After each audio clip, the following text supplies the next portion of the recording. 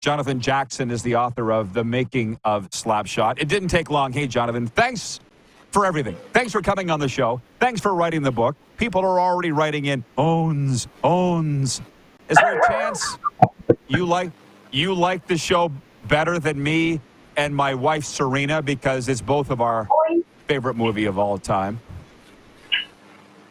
Well, it's definitely my favorite movie of all time. I've been watching it, I don't want to say nonstop since I was about 12 years old, but yeah, it's at least once a year, usually more than that.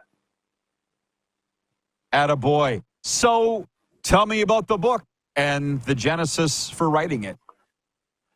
Well, I was a newspaper reporter working in my hometown, Owen Sound, Ontario, and I was doing some freelance magazine writing, and I heard about a charity golf tournament. It was a cast reunion at a golf club near Toronto, and so I went to this tournament thinking it would be kind of cool to write about these guys, these cast members, about what they were doing now, and I thought I could get a magazine article out of it. So I met these guys, and they were telling me stories, and they were coming at me so fast and so furious that I thought, I'm going to have way too much material to fit into a magazine article. And as it happened, I was chatting with the late Paul D'Amato, who played Tim Dr. Hook McCracken, and just thinking out loud, I said, has anybody ever written a book about this? And he said, no. And I said, maybe somebody should. And he looked at me and he smiled and he said, maybe somebody should. And so I took that as a green light, and away I went. And the more people I interviewed about it, it just snowballed. And people would say, well, who have you talked to? I would tell them. They'd say, okay, well, have you talked to so-and-so? And they would put me in touch with so-and-so. And it just went from there really organically. It was awesome. And Tim, Dr. Hook McCracken just passed away recently, did he not? That's correct. Yes, he did. Yeah, we're all big fans. John Ohm writes in from Winnipeg. He says, Slapshot, my favorite sports movie. Awesomeness. Well, it's my favorite movie overall. So I guess I've already asked you why you did it. Tell me more. Obviously, I'm going to get the book because I want to know everything I need to know about Slapshot. What do I need to know about Slapshot? What would surprise me that's in there? That's a good question. It might surprise you to learn that it was Paul Newman's favorite film of any that he ever made. I don't know if you were already aware of that, but that's a tidbit. As a matter of fact, his favorite line that he ever delivered on camera was from that movie, but it's not for family-friendly audiences, so maybe I can't repeat it here. But yeah, it was based on a real-life hockey team, of course, the Johnstown Jets of the North American Hockey League. It was a fictional chronicle of their 1974-75 championship season, where they were like literally the Cinderella team that came out of nowhere to win the title, and a lot of guys from that team, appeared in the movie in one facet or another, whether they were playing for the Charlestown Chiefs or whether they were playing for one of the opposing teams. Bruce Boudreau is probably the most famous Johnstown Jet who was in the movie as an extra. Rich in Edmonton writes in, he says, the Syracuse player introductions before the final game, some of the best moments in the history of film. Oh, yeah, we all know. I'll tell you what, the vernacular. When I was standing on the concourse of the Saddle Dome in Calgary, I told a good friend of mine, Curtis Hunt, who runs the Prince Albert Raiders, told him I was moving to Florida. He immediately brought out of his mouth, I go to Florida and I get the money.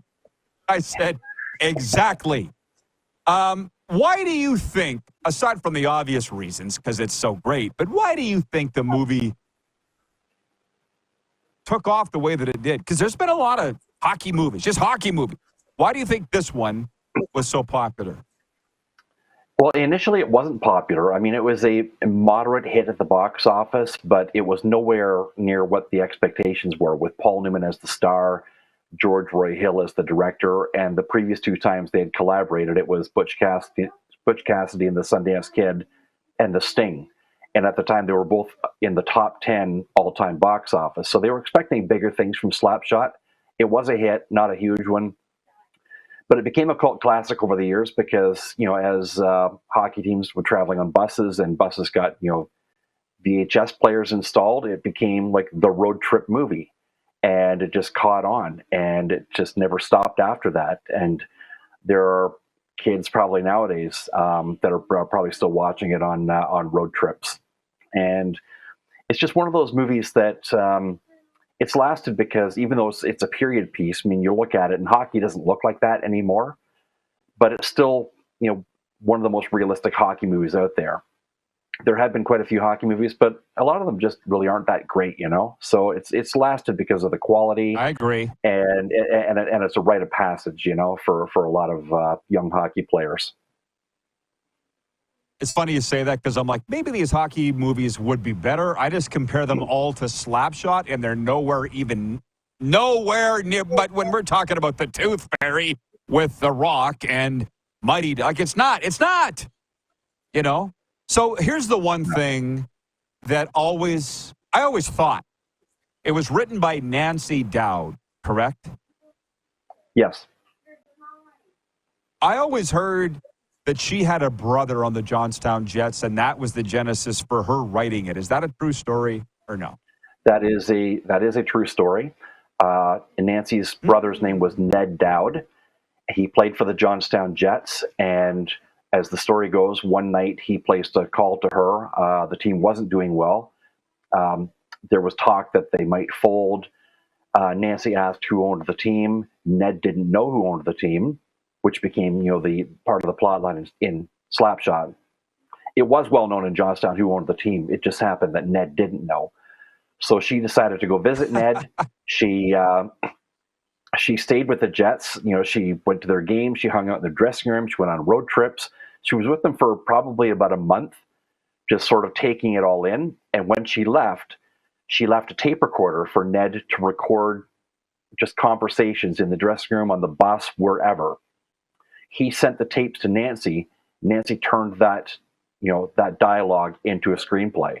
So a lot of the things that you hear in the movie are based on real life incidents that happened in Johnstown with the Jets. And they had to be, of course. Oh yeah, you couldn't make that stuff up. and so Ned was hired as the technical advisor for the film, and he ended up in the movie himself. He plays Ogie Oglethorpe. Brent in Wellington, Florida, writes in and says, I mean, any movie with a guy named Ogie from Moose Jaw, Saskatchewan is a good one. Billy Charlesboy is from Moose Jaw, Saskatchewan. But thank you. Tony from Cochrane, Alberta writes that he says, in my hockey bag is a pair of those black lens glasses, nose torn off and white tape on the bridge of the glasses. Always wore them in our beer league. Classic Hanson brothers. Well, I did an event, probably one of the highlights of my life, Kinsman dinner in Saskatoon, and the Hanson brothers were there. I won't say which one got so drunk he fell off the stage. Literally. I almost wonder if, I don't even think they were acting. That's the way they are. Even though they're Carlsons, not Hansons, but. Mm-hmm. But I have to ask, were you in Saskatoon or were you a little bit south of Saskatoon? A little bit south of Saskatoon. How about that? What was the name of the guy? Sonny. I can't remember who wrote and recorded that song. There you go. Yeah, Sonny James. Sonny James. Well, Jonathan, obviously, Sonny James, you and I are cut from the same cloth. How can we get a hold of this book?